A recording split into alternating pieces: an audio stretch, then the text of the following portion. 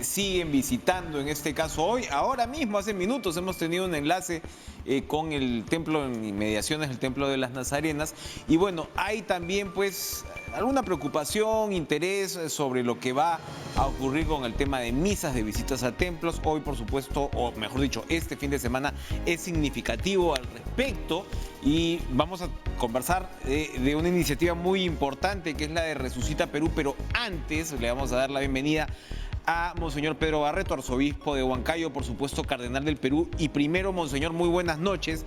Queríamos preguntarle sobre su opinión en torno a la reapertura de iglesias, margen que tienen, ¿no?, los obispos para celebrar misas diarias, ¿no?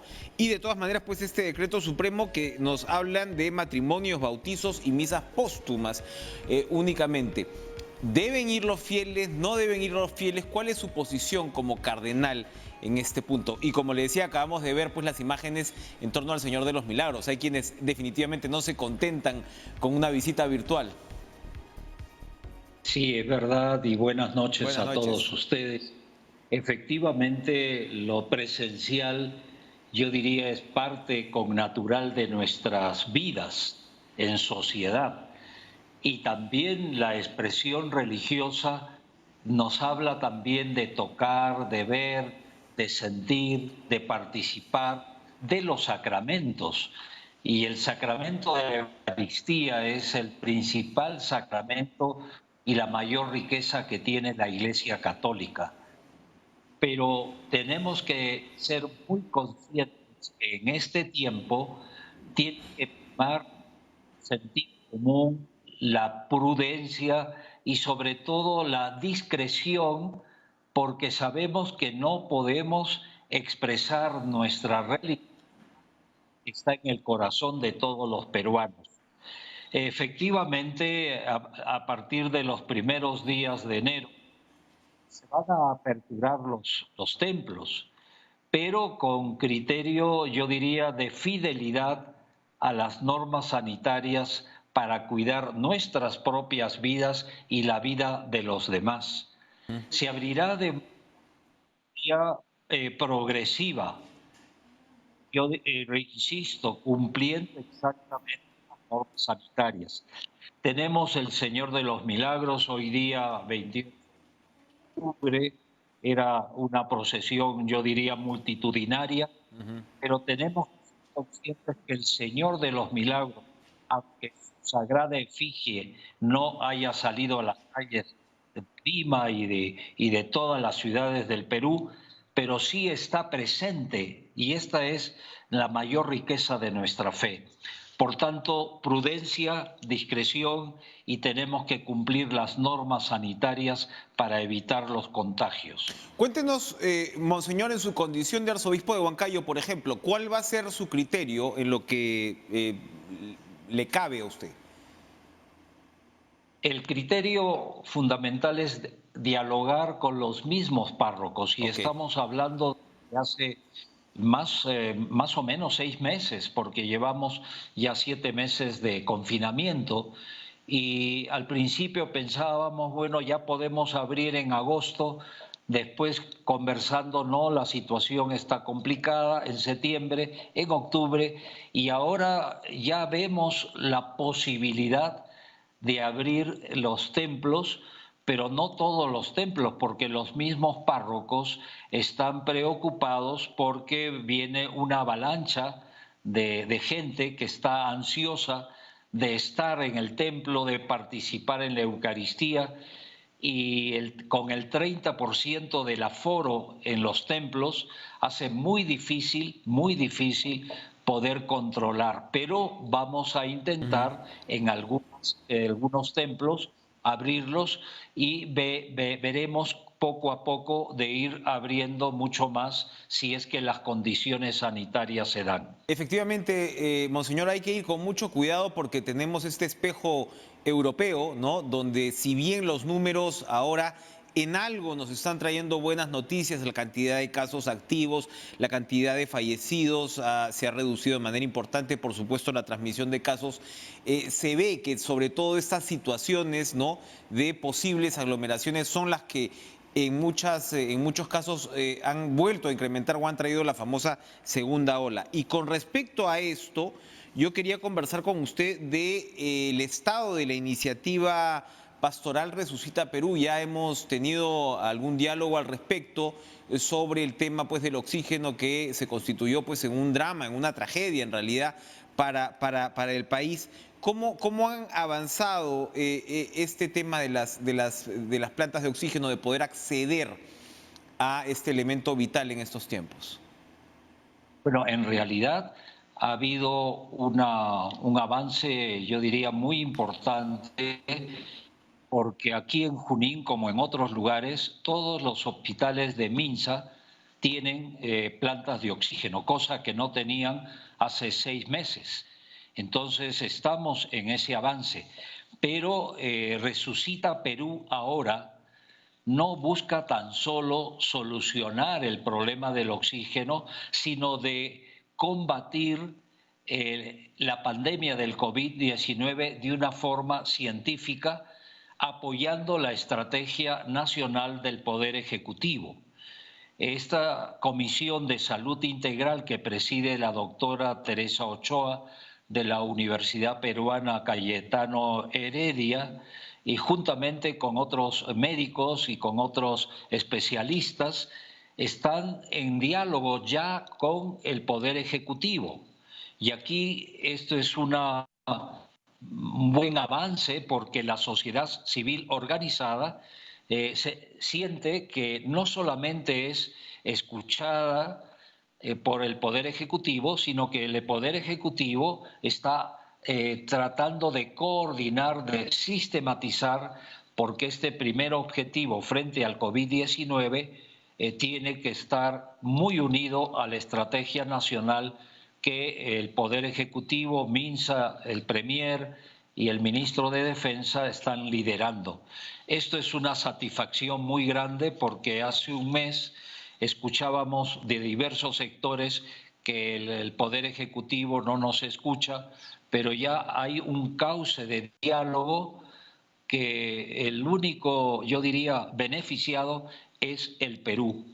Y por tanto, este primer objetivo. Pero también estamos luchando contra otras pandemias, como dice el Papa Francisco, que es la desigualdad, la pobreza y también muchos aspectos que colisionan con un sentido de fraternidad.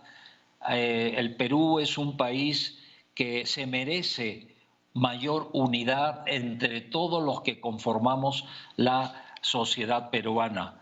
Y esta iniciativa Resucita Perú convoca a todos, especialmente a las iglesias cristianas y no cristianas, a otras comunidades de fe que estamos trabajando juntos, juntamente con los empresarios, los políticos, las organizaciones sociales, las universidades, los jóvenes, y estamos avanzando muy significativamente y esperamos seguir caminando juntos.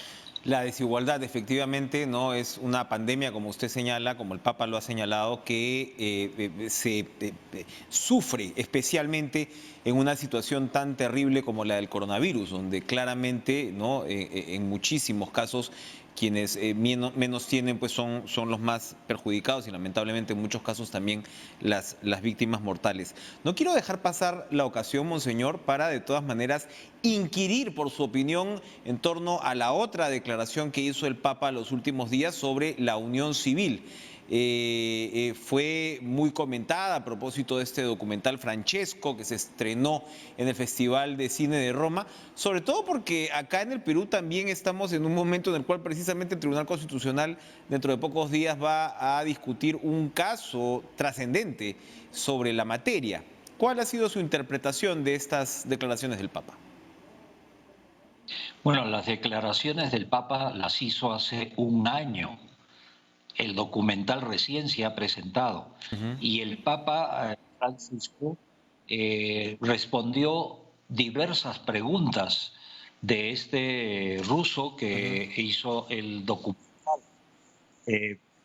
Le preguntaron sobre la migración, sobre la corrupción y sobre otros temas. Y ahí salió la pregunta si un homosexual puede participar en la vida de la Iglesia, si sus hijos pueden participar. Y ahí el Papa responde de una forma, yo diría, muy humana, pero también al mismo tiempo muy divina, porque Dios nos quiere a todos y por tanto no hace diferencias entre unos y otros. Todos somos sus hijos e hijas y somos hermanos. Desde esta visión, el Papa Francisco dijo, toda persona tiene derecho a estar en una familia y los homosexuales son personas humanas con derechos, pero al mismo tiempo con deberes como cualquiera de nosotros. Por tanto, cuando habla el Papa Francisco de la convivencia civil, no es que esté de acuerdo o no acuerdo, sino dice una convivencia civil, no habla de unión civil, porque la doctrina de la Iglesia habla de una unión no solamente civil, sino sacramental entre un varón y una mujer. Entonces, el Papa se refirió a una convivencia civil. Bien. Ahora, se nos acaba el tiempo, pero tampoco quiero dejar de preguntarle, Monseñor, en su condición de líder de la Iglesia Católica, sobre la tensión entre el Ejecutivo y el Legislativo. El presidente del Congreso ha señalado que la discusión sobre la moción de vacancia, la segunda moción de vacancia presidencial, se haría la próxima semana para ver si efectivamente se vota. Hay acusaciones complejas, ¿no?, contra el presidente de la República, pero él reclama que se cumpla el periodo constitucional y en todo caso responderá lo que tenga que responder ante la justicia o ante la instancia correspondiente. Pero el señor Merino, y bueno, por supuesto, Vizcarra ha señalado que acá hay una intención de adelantar elecciones. El señor Merino ha dicho, no, si es que se vaca el presidente, no correría peligro el calendario electoral. ¿Cuál es su opinión, su perspectiva al respecto de este nuevo capítulo de tensión política? Bueno, es lamentable lo que está sucediendo en el país. El país se debate en unas circunstancias muy duras y yo diría históricas, inéditas, y que esta situación debe aclararse por los caminos, yo diría, que la ley ofrece. Ya está abierto un proceso fiscal al señor presidente, bueno, que siga su curso y que definitivamente la aplicación de la ley no solamente es para el presidente, sino para todos los peruanos y peruanas sin distinción. Creo que aquí hay que confiar en los procesos judiciales y esperemos que prime por encima de todo el bien del Perú. Y aquí aprovecho para decir que esta iniciativa pastoral Resucita Perú ahora, no es para mañana, es ahora, ya está, se puede decir así, en el corazón del país y que debemos expandir este espíritu de esperanza, de fraternidad, que exige lógicamente una lucha sin cuartel contra la corrupción de cualquier peruano y peruana, pero que por encima de todo tenemos que ser instrumentos de paz, de esperanza, de alegría y de estar todos unidos alrededor de esta iniciativa que es de todos los peruanos y peruanas. Por eso yo invoco a que Resucita Perú ahora entre en todo nivel, en los empresarios, en los políticos, en las universidades, en las familias y en cada una de las personas que conformamos esta querida sociedad peruana. Gracias, Monseñor Pedro Barreto, arzobispo de Huancayo, cardenal del Perú, por acompañarnos esta noche con estas interesantes declaraciones. Vamos a ir a una pausa, pero bueno, está el debate sobre si se reabren las clases presenciales, dónde se reabren las clases presenciales, y ya estamos hablando de zonas rurales donde no hay contagios y donde se cumplen una serie de requisitos importantes. Vamos a conversar después de la pausa con Nora Delgado, y es directora general de Educación Básica, Alternativa Intercultural Bilingüe y de Servicios Educativos en el ámbito rural del Minedu, para que nos cuente un poco cómo se está desarrollando este importantísimo proceso. Regresamos.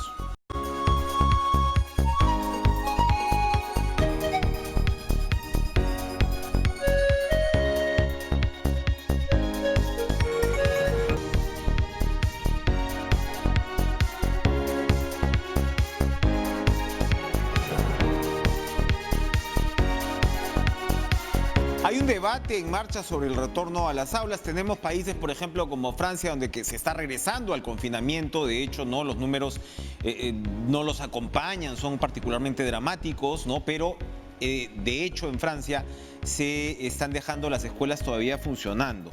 Nuestro nivel de debate todavía está pues en un punto en el cual estamos hablando de zonas rurales, ¿no? Las clases semipresenciales, ¿no? Que se reanudan, se pueden reanudar en zonas rurales que cumplen una serie de requisitos muy específicos, pero seguramente esto nos va a ir llevando, nos debería ir llevando pues ya al nivel urbano eventualmente. Vamos a conversar con Nora Delgado, directora general de Educación Básica, Alternativa, Intercultural, Bilingüe y de Servicios Educativos en el ámbito rural del Minedu. ¿Cómo está usted? Gracias por estar con nosotros.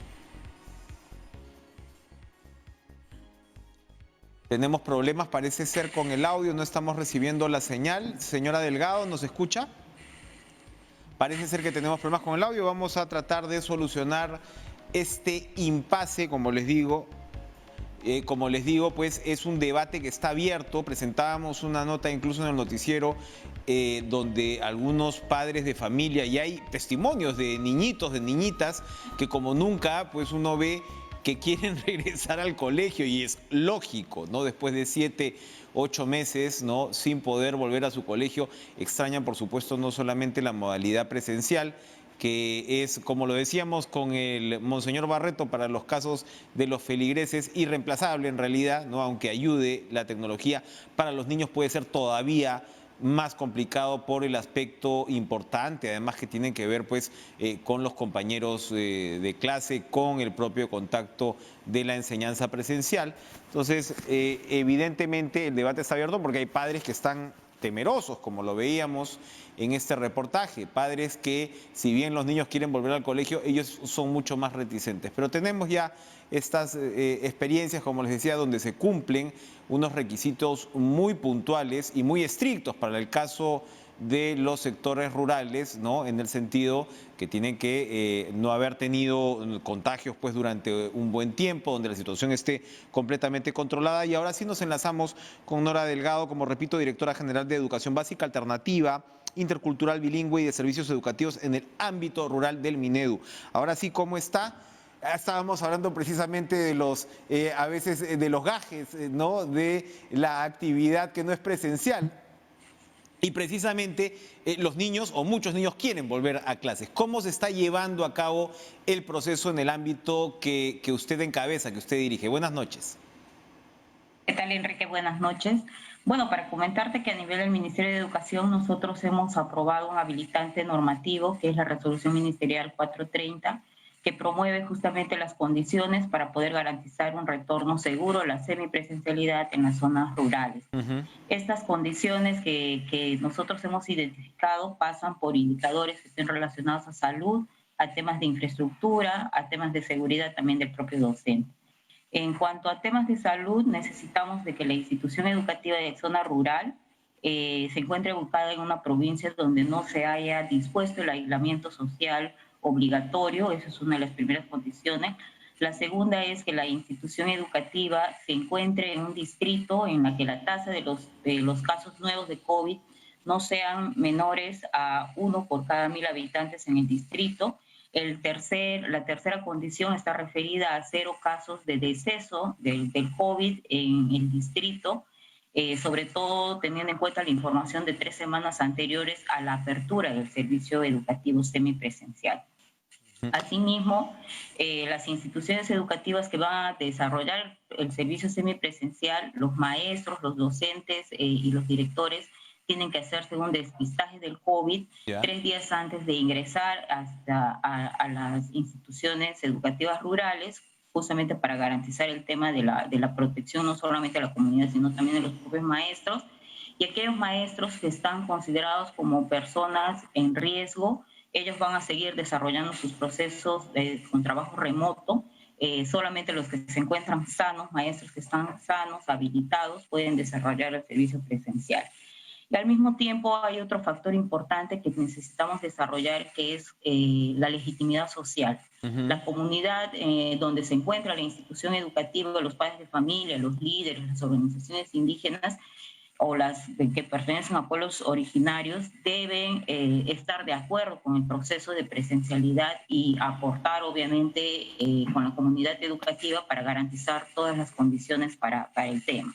Y lo otro está referido a las condiciones que ya deberíamos garantizar a nivel de institución educativa y de la UGEL para las condiciones de limpieza de las instituciones educativas, limpieza y desinfección, y también al mismo tiempo para el tema de protección de la comunidad educativa como mascarillas, gel, termómetros digitales. Y por último, se necesita plantear, toda la comunidad educativa tiene que desarrollar un plan de implementación que asegure justamente el desarrollo de todos estos indicadores, desde protocolos de protección hasta los protocolos pedagógicos que vamos a desarrollar. Las clases semipresenciales se van a reiniciar en este caso en las zonas rurales en 3 regiones.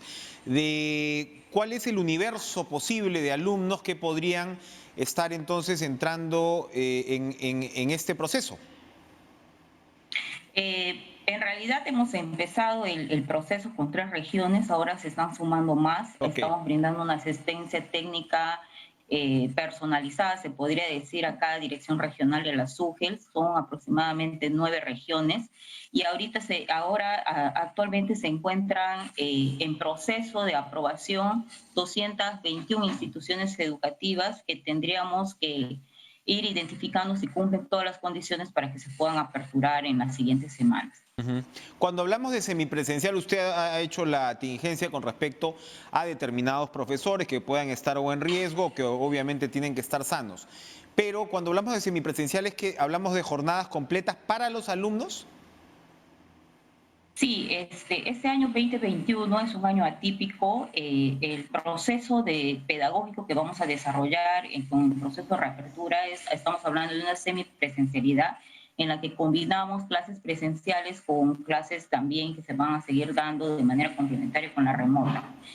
Quiere decir, por ejemplo, que un maestro que tenga, por ejemplo, 20 niños en primer grado, estos niños van a asistir 10 niños entre lunes y miércoles, los otros 10 niños entre martes y jueves, y así vamos a ir alternando justamente para garantizar los protocolos de distanciamiento que se requieren, el uso de las mascarillas, y también para no promover aglomeración, de tal forma que la evidencia también demuestra que tenemos que tener cuidado en eso para evitar la propagación del COVID. Pero a los niños a los que no les toca ir, ¿reciben la misma clase de manera remota? No.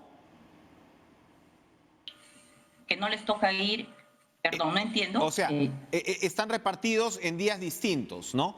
Entonces, me imagino que no son niños que están recibiendo clases de manera remota por las localidades en las que estamos hablando, o sí hay posibilidades, en fin, con las tablets y todo esto, que sí, además reciban las clases de manera remota.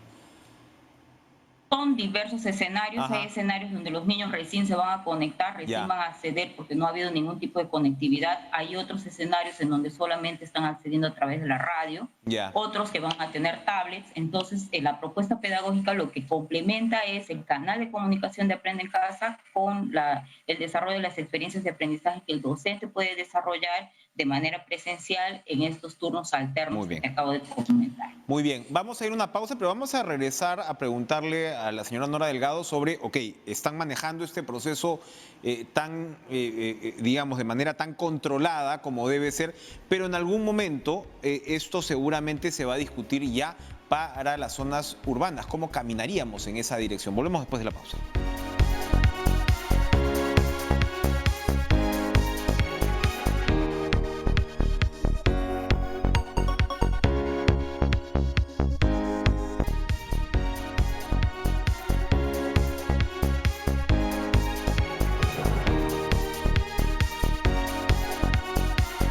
Nora Delgado, directora general de Educación Básica Alternativa, Intercultural, Bilingüe y de Servicios Educativos en el ámbito rural del Minedu. Yo le preguntaba antes de la pausa, este proceso por supuesto se está llevando, como decimos, en el ámbito que usted tiene bajo su cargo.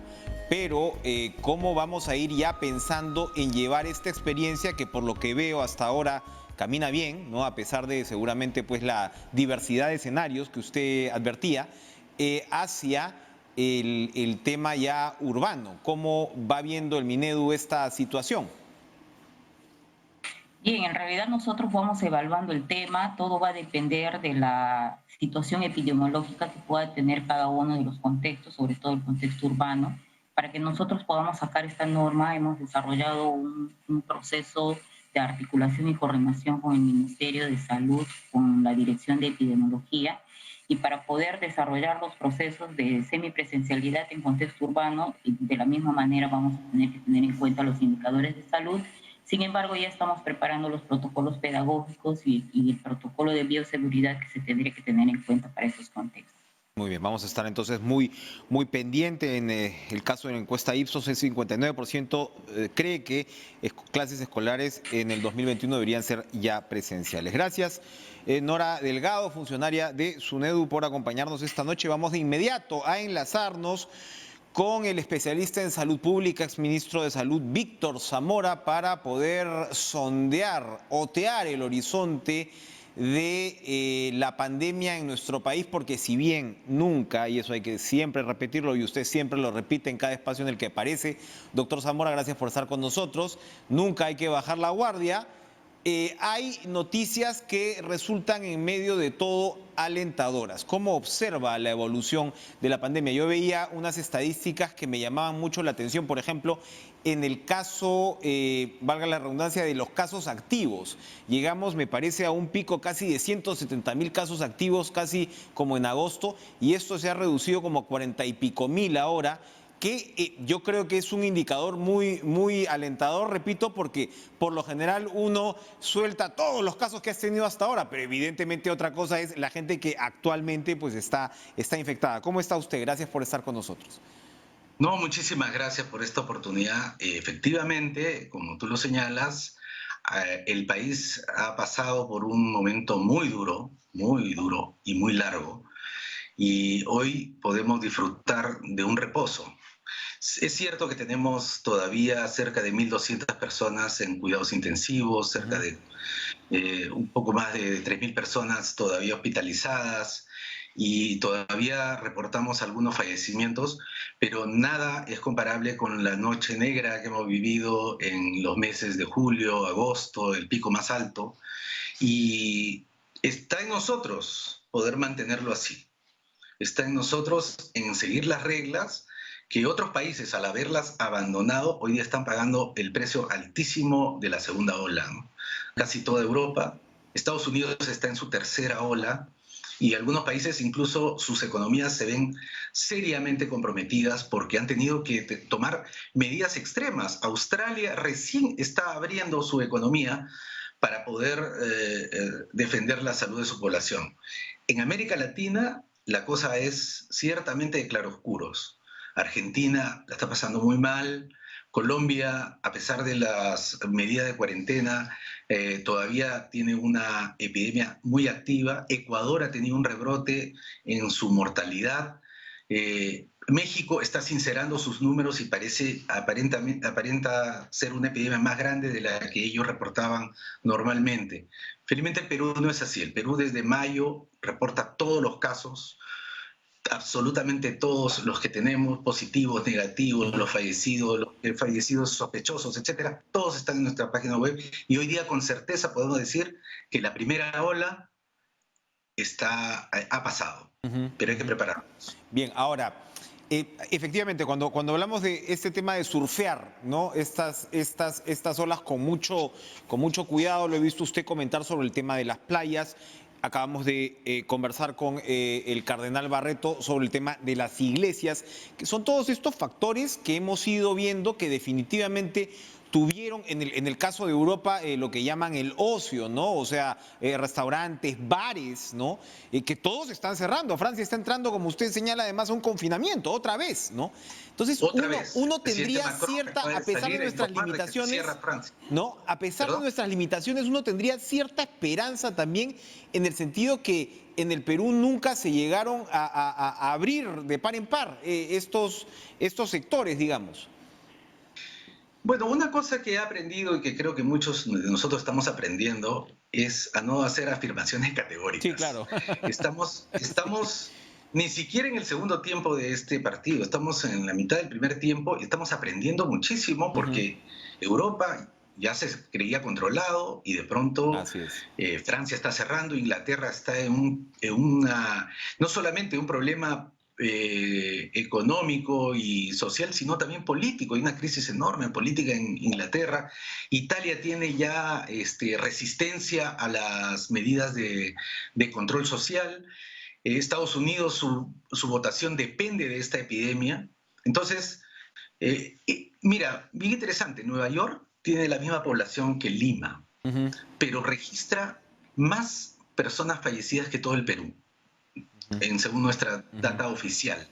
Y en ciertos lugares de Nueva York, ellos también han tenido sus hitos. En la zona de Queens, por ejemplo, la prevalencia llega casi al 60%. Entonces, para el futuro, como tú bien lo dices, hay que surfear. Nosotros vamos a tener segundas olas, vamos a tenerlas. Lo que no sabemos es cuándo, no sabemos dónde y no sabemos la magnitud que va a tener. Probablemente...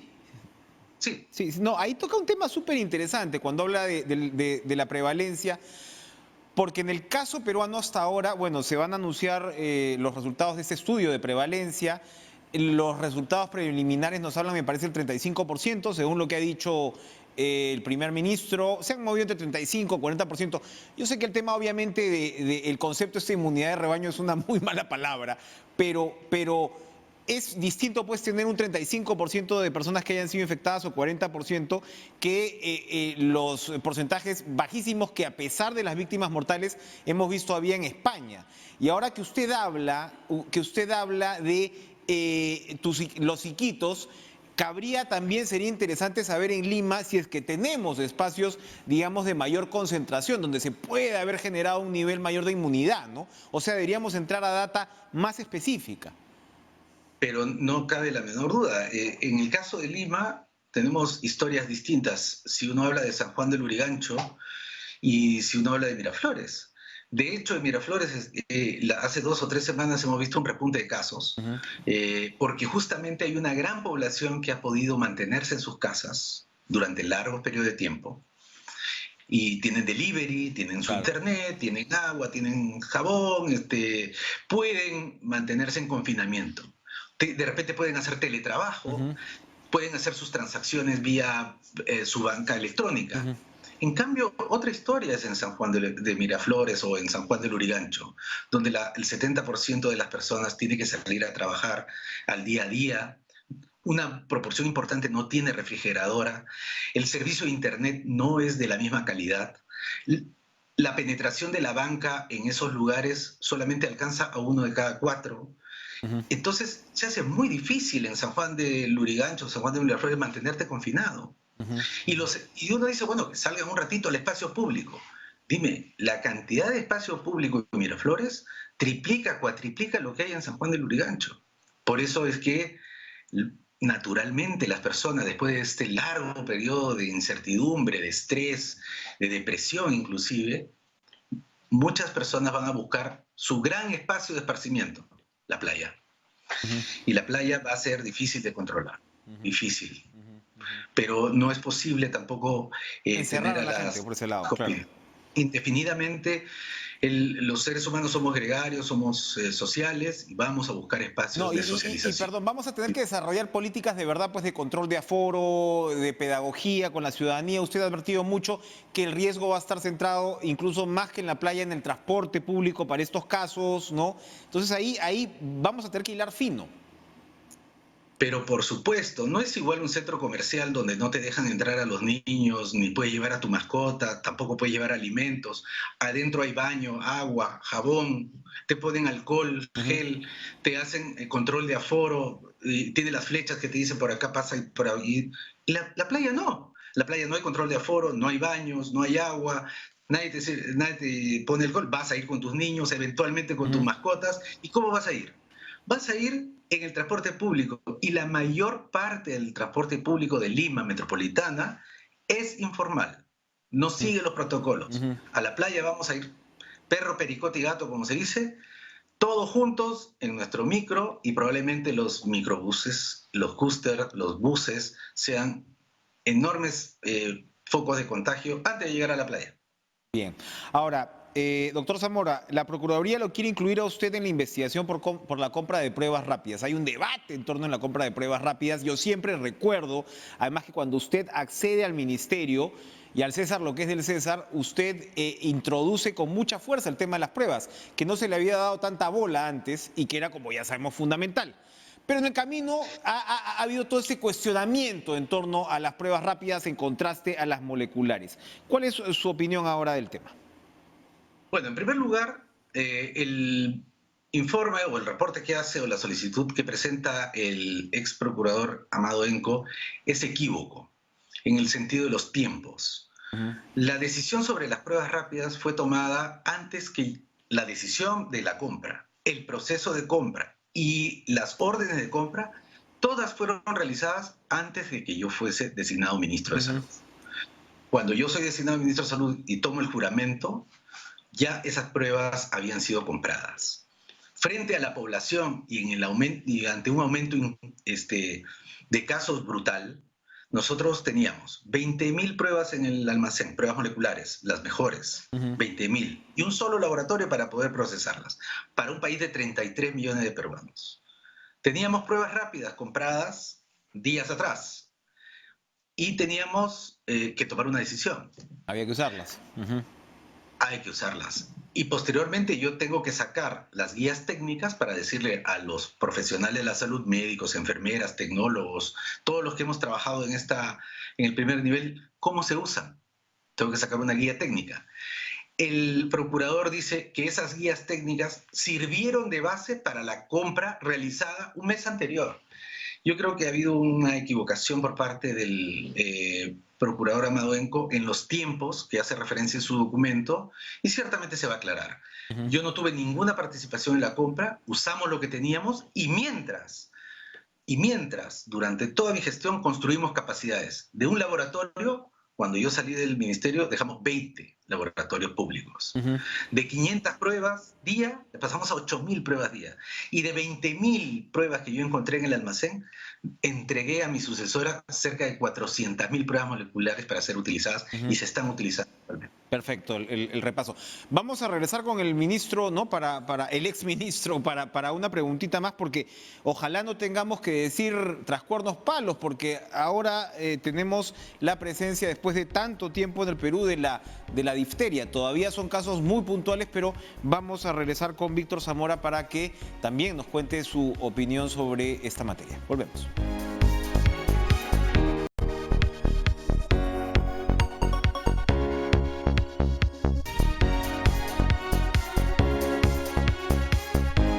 Volamos con el tiempo, Víctor Zamora, pero yo quería comentar brevemente el tema de la difteria. Se ha encontrado en Lima a una niña de 5 años que solo había recibido la vacuna al nacer. Hay 50 brigadas en La Victoria vacunando, ¿no?, todo este entorno de niños.